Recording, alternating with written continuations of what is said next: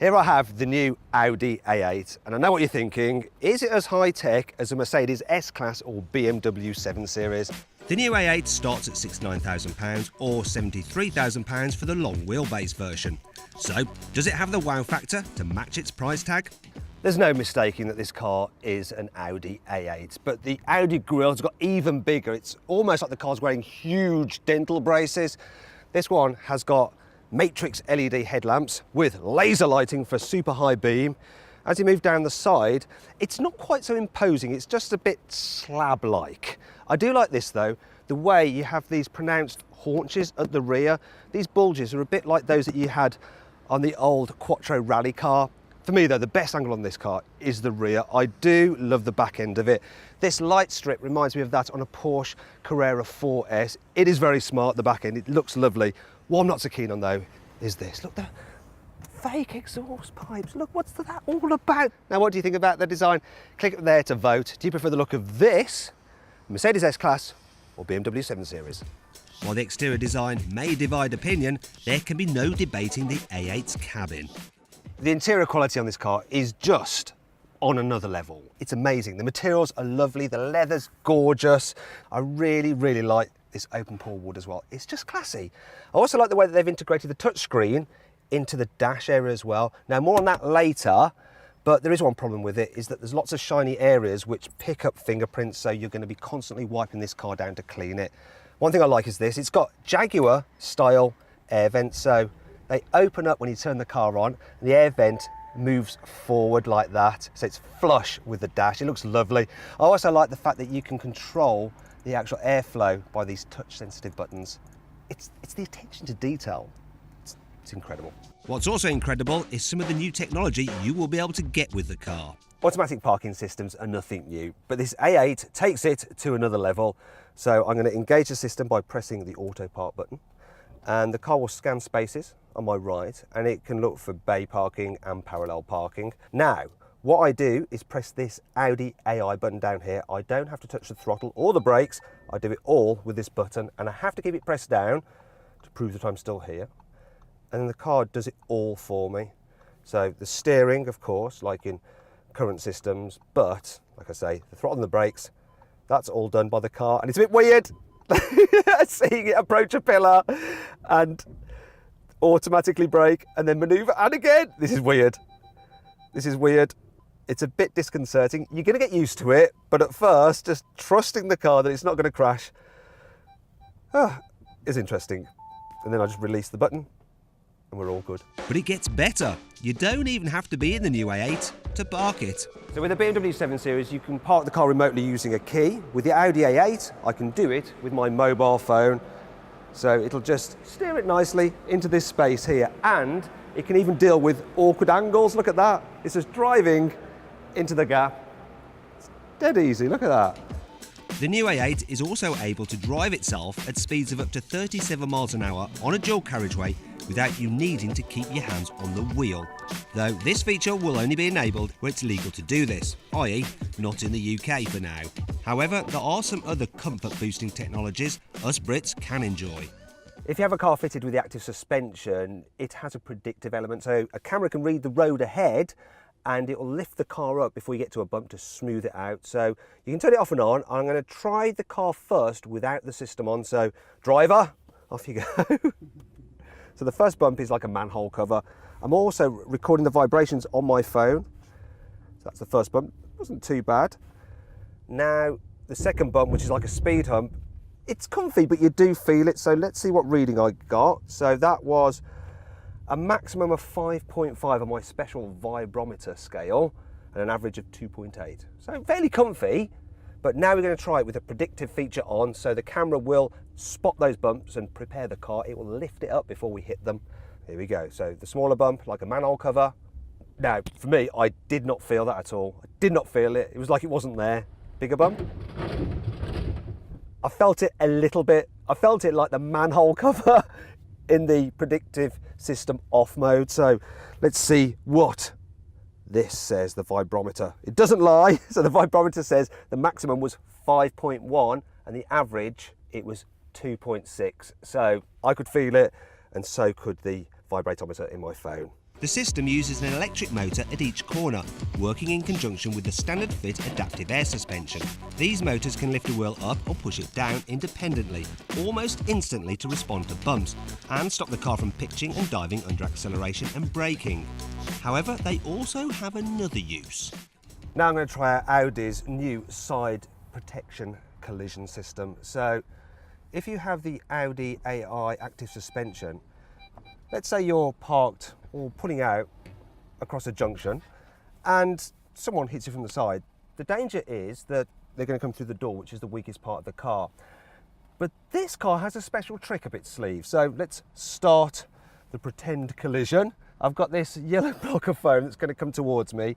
There is a glass panel between me and the foam so that it doesn't damage the car, and you'll see what the car does. So here comes a pretend vehicle. Oh no, I'm about to be smashed into. I'm in trouble. Did you see that? So what the car did, it instantly jacked up the suspension on the side. So if that was a car, it would have hit the sill, not the door, and the sill is much stronger, so that protects you a lot better. Now, one of the problems with driving such a huge car, such as this, especially if you've got the long wheelbase version, is low speed maneuverability. So I'm driving a course here, which is fairly tight, and you can probably notice that I'm doing quite a bit of wheel twirling, especially to get it round 90-degree bends such as this. And where's the cones? Don't want to scrape the side on a cone. Obviously the power steering's nice and light, but I'm still having to move my arms about quite a lot. There's obviously disadvantages with having something quite so big as this, especially when you have to do a U-turn like this. So no, can't get around there. Gonna have to do a little bit of a maneuver. Yes, it's not so dignified when this is supposed to be a very dignified car. But Audi has a solution. So you can get the active dynamic steering, and what that does is make this car drive like it's much smaller. So we're just going to engage it now to compare the difference. So the way it works is that you actually have the steering decoupled from the actual front wheels, and so they can turn a lot more and a lot faster. At the rear, you've got rear wheel steering as well, so it can make the car turn much tighter. So into the first bend, I mean, already I can notice that it's just, look at this. I'm going around the same course, and it's as though the car has just shrunk. It's like I'm driving something like a small family hatchback, not a big limousine. Look at this. This was a really annoying turn earlier. Look at that. It's just so easy. I must say, feels a little bit weird, maybe slightly artificial feeling. Now this is the chicane part, which was a nightmare. Look, look at that. That is effortless. Absolutely effortless. Now the real test is going to be this manoeuvre, the U-turn. Now, can I do it in one go? If I can do it in one go, I would definitely have this option. Come on, car. I'm like a London taxi cab. Look at that, it went round. I'm amazed. Now this system, you can't turn it off and on. If you buy it, it's on all the time. We're just able to turn it off and on for this demonstration. Needless to say, most of this cool technology is optional. Still, the A8 does have more standard kit than its rivals, but it's not all perfect. There are a few areas where the Audi A8 isn't quite as impressive as its competitors. Boot volume, okay, so it's large enough, but it's just a few litres down of that you get with the BMW 7 Series and the Mercedes S-Class. Then there's the weight. It's heavier than both those cars by a small amount. This long wheelbase version weighs in at 2 tonnes.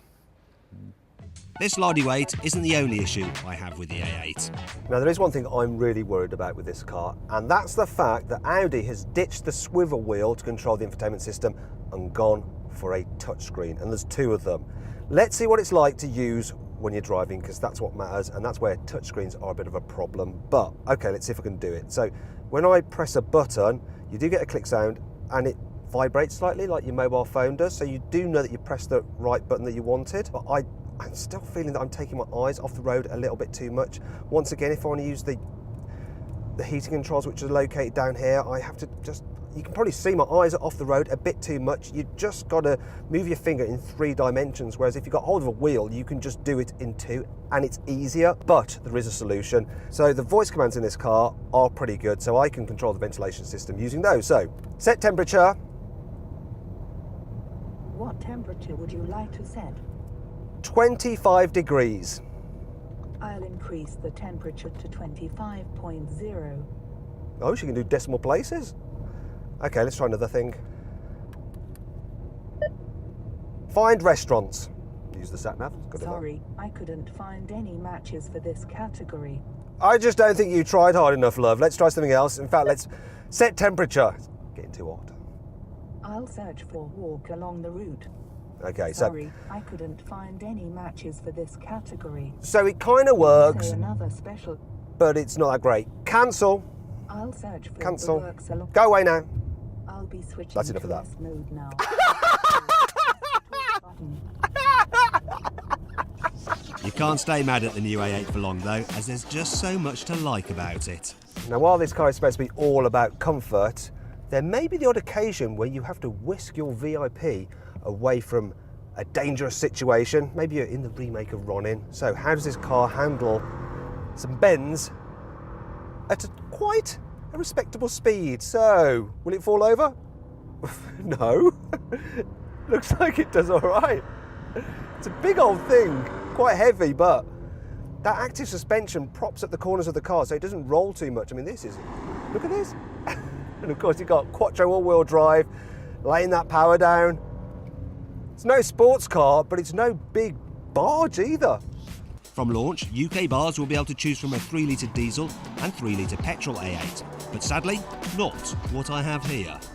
The car I'm driving here is the 4-litre turbocharged V8. It's got 460 horsepower, and it feels pretty quick, but I want to see just how quick it is at accelerating, so I'm going to put it into dynamic mode. There we go, and just pull up.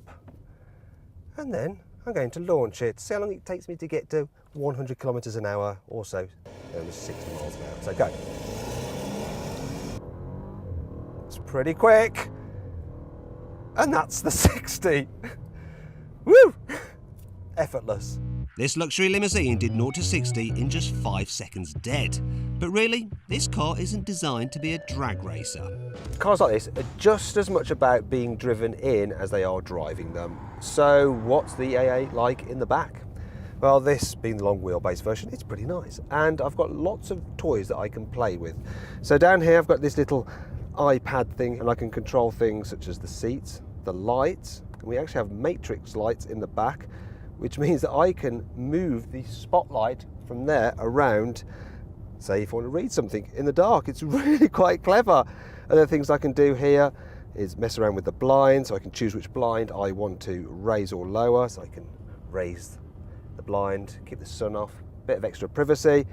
Other things you can do is work the media system, the TV and stuff, and if I wanted to, I can actually remove this little tablet or put it back. You can also use these screens here. As you can see, I can swipe between different menus. Come on. And there's the sat-nav as well. But what about the comfort? Well, yeah, it's super luxurious and just so quiet. You've obviously got acoustic glass, and the seats are lovely, and I can recline them, get myself as comfortable as possible. And this is comfy. This is the long wheelbase car, and it's comfy, but I feel like I want to stretch out more. Well, I can. I can press this and go full first class mode. So that seat's moving forward. This one's getting into a nice position. And then the headrest is dropping down. Seat's moving out of the way. And the next bit you're gonna love. I need somewhere for my feet. This will be just about perfect. Ah, look at that. Take me home, James. Well, Jack. In fact, let's go to the McDonald's, I'm hungry. This particular car's all-wheel steering really helped it navigate the narrow drive-through lane, but it wasn't all plain sailing. Okay, now I've spotted a bit of a problem. I'm gonna have to clamber across, and this thing in the middle makes it a bit awkward. Hello? Hola. Hola. Can I order a chicken Caesar salad and a Diet Coke, please?